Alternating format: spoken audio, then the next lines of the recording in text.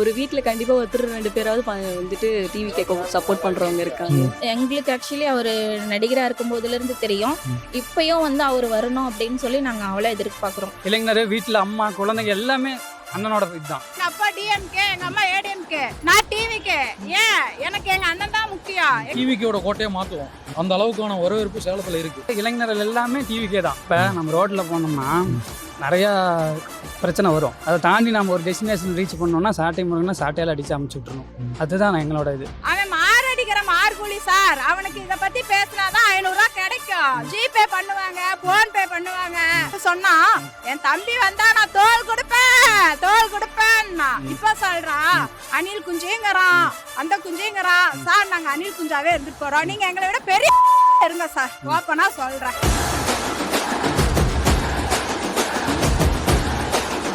Maximum என்னன்னா சாதாரணமாக சின்ன மீட்டிங் ஆகிப்போச்சு. பெருசாக லெவலில் நாங்கள் எதிர்பார்த்தோம்.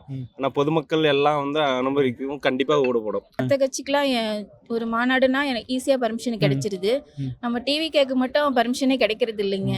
அவங்களுக்குள்ள ஒரு பயம் வந்துருச்சுன்னு நினைக்கிறேன். அதனாலயே இருக்கலாம். அவரோட தீவிர ஃபேன். சின்ன வயசுல இருந்தே அவர் எனக்கு ரொம்ப பிடிக்கும். எங்க வீட்ல எல்லாருக்குமே அவரை பிடிக்கும். ஃபேமிலி ஃபுல்லாவே விஜய் ஃபேன். நம்மளுக்கு ஒரு ஆட்சி மாற்றம் வரணும்னு சொல்லி நாங்களும் ரொம்ப எதிர்பார்க்குறோம். ஏன்னா இது வரைக்கும் 2 ஆட்சி தான் ஆண்டுட்டு இருக்காங்க.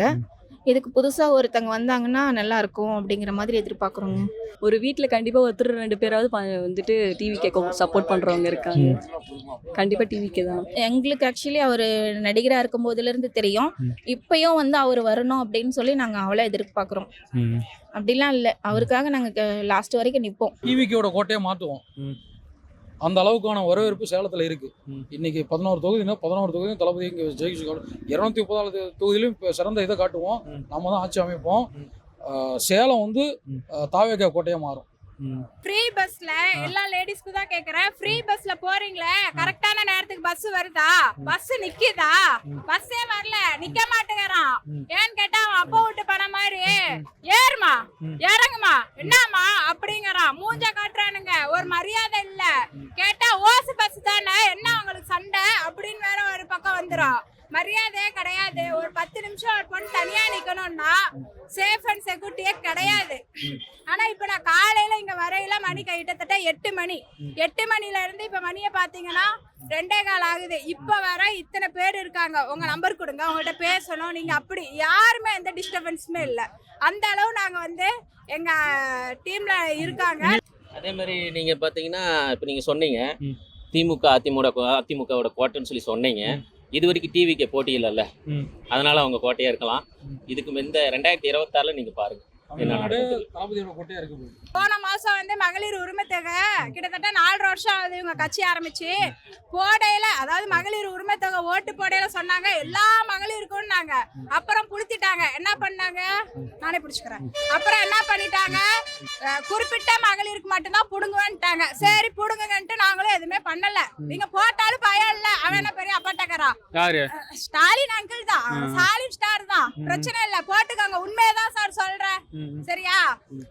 இப்ப 2வது எழுதி விட்டதுல தான் இப்ப எனக்கு 2 மாசமா தான் அந்த பணம் வருது. அது எப்படி வருதுன்னா 20ஆம் தேதியோ 18ஆம் தேதி அந்த மாதிரி தான் வரும். இன்னைக்கு வந்து எங்க அண்ணன் சேலத்துக்கு வராருன்னு தெரிஞ்சு முக்கியமா சேலத்துல இருக்கிற எல்லா லேடிஸ்க்குமே 8 மணி 8:30க்கே வந்து 5000 ரூபா வந்திருக்குது. ஆனா நாங்க அதெல்லாம் வந்து பெருசா எடுக்கல. நாங்க எங்க அண்ணனை தான் பார்க்க வரணும்னு சொல்லி நாங்க வேலைக்கு போற பணத்தையே நாங்க பெருசா இது பண்ணல. நாங்க வந்துட்டோம். இவர் கொடுக்குற பணத்தை மட்டுமா நாங்க பார்க்க போறோம். எங்களுக்கு பணமே வேணாம். எங்க அண்ணன் இருந்தாலே எங்களுக்கு போதும். 2026 எங்க அண்ணன் மட்டும்தான் சிஎம், வேற யாருமே இல்லை. நீங்க என்ன கொடுத்தாலும் நாங்க வாங்கிக்கோ, ஓட்டு மட்டும் உங்களுக்கு இல்லை சார். அதாவது மற்ற கட்சியில் கம்பேர் பண்ணக்குள்ள தமிழக வெற்றிகள் மக்கள் மத்தியில் ஒரு நல்ல எண்ணமும் நல்ல ஒரு எதிர்பார்ப்பும் வந்துட்டு இருக்கு.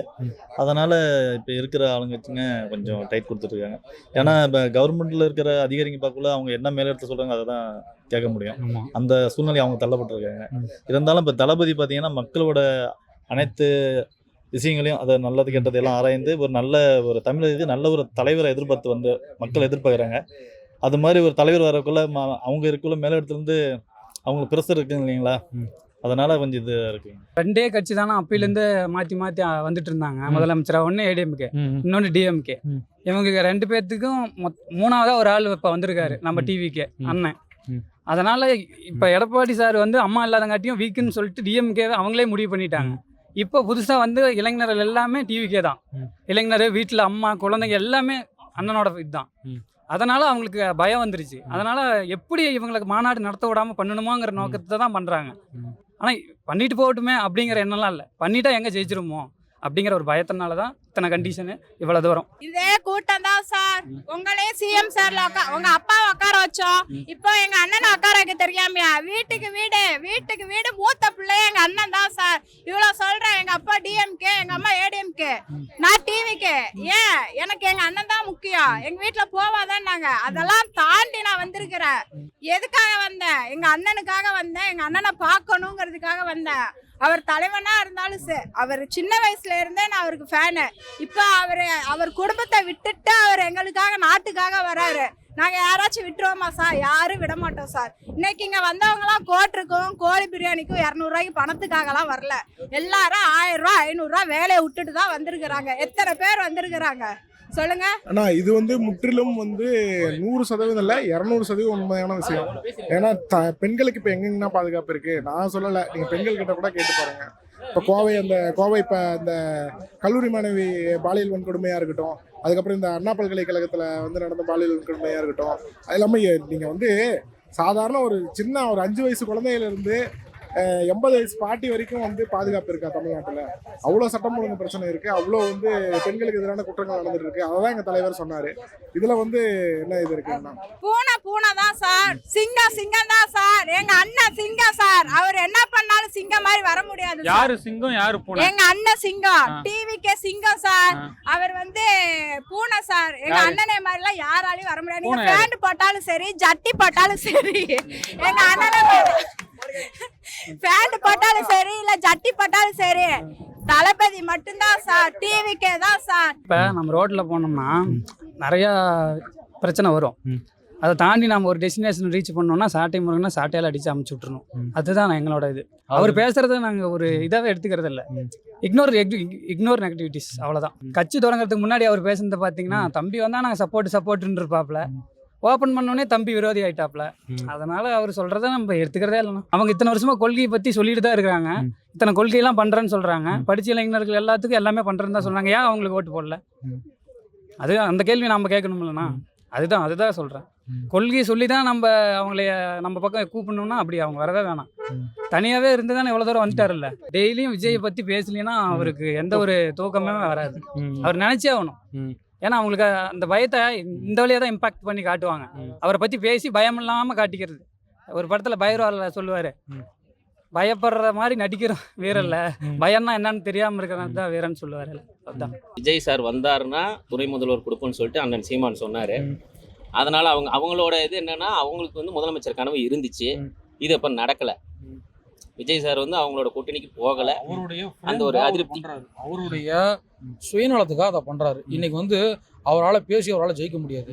இன்னைக்கு எங்கள் அண்ணனை பேசினாதான் அவரை ஒரு சில பேர் பார்ப்பாங்க. அவரோட இதுக்காக இதை பண்ணிட்டு இருக்காரு. அவரெல்லாம் இங்கே யாருமே அவரை யார் என்ன இதுக்கு முன்னாடி கூட அவருக்கான ஒரு ரெஸ்பான்ஸ் வந்துச்சு. இன்னைக்கு தமிழ்நாடே அவரை பற்றி நீங்கள் யாரை கேளுங்க, ஒரு வயதான போய் கேட்டால் கூட அவரை பற்றி கழுவி ஊற்றுறாங்க. சாட்டை துறன் வந்து பார்த்தீங்கன்னா சும்மா வந்து டெய்லியும் அவரோட வியூஸை ஏற்றிக்கணும், அதாவது நெகட்டிவ் ஃப்ரேம் இருக்கிறவங்கள அவரை பக்கம் பார்க்க வைக்கணுன்றதுக்காக அவர் பண்ணிட்டு டெய்லி விஜய் பற்றி தான் வீடியோ போடுறாரு. அதுதாங்க அதை பண்ணி லைக்ஸ் வியூஸுக்காக தான், வேற ஒன்றும் இல்லை. இப்போ ஒன்றும் இல்லை, தமிழ் தேசியம்னு சொல்கிறாங்க. விசிலுக்கு வந்து தமிழில் வந்து என்ன, அதான் தமிழில் என்ன உண்மையான வார்த்தைன்னு அவங்களுக்கு தெரியுதா? மடக்கு ஊதின்னு சொல்கிறாங்கல்ல, நிஜமாலும் மடக்கு ஊதியா? விசிலுக்கு சீல்கைன்னு சொல்லுவாங்க, ஊதல்னு சொல்லுவாங்க. நீங்கள் வந்து மடக்கு ஊதின்னு சொல்கிறீங்கன்னா நீங்கள் என்ன நாம் தமிழர் கட்சி, என்ன தமிழ் தேசியம், அதை அவங்க புரிஞ்சுக்கணும்ல. சும்மா வந்து தேவையில்லாத விமர்சனம் அது வந்து அவங்களோட தரத்தை வந்து குறைக்குது.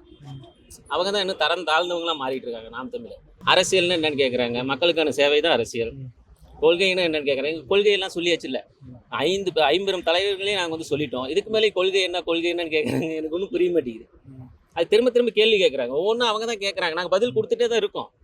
திரும்பவும் வந்து சின்ன பசங்களாட்டம் அதையே தான் கேட்டுட்டு இருக்காங்க. அவங்க சொன்னா என் தம்பி வந்தா நான் தோல் கொடுப்பேன். இப்ப சொல்றான் அணில் குஞ்சுங்கிறான், அந்த குஞ்சுங்கிறான். சார் நாங்க அணில் குஞ்சாவே இருந்துட்டு போறோம், நீங்க எங்களை விட பெரிய இருங்க சார். ஓப்பனா சொல்றேன், நாங்க அணில் குஞ்சாவே இருந்துட்டு போறோம். நீங்க பெரிய இதாவே இருந்துட்டு போங்க. அணில் கடிச்ச பழம் தான் என்னைக்கு ருசி அதிகம், தெரிஞ்சுக்கோங்க சார். நாம் தமிழர்கள்னு சொல்றாங்கல்ல, அவங்க பிள்ளைங்கலாம் எங்க படிக்குது?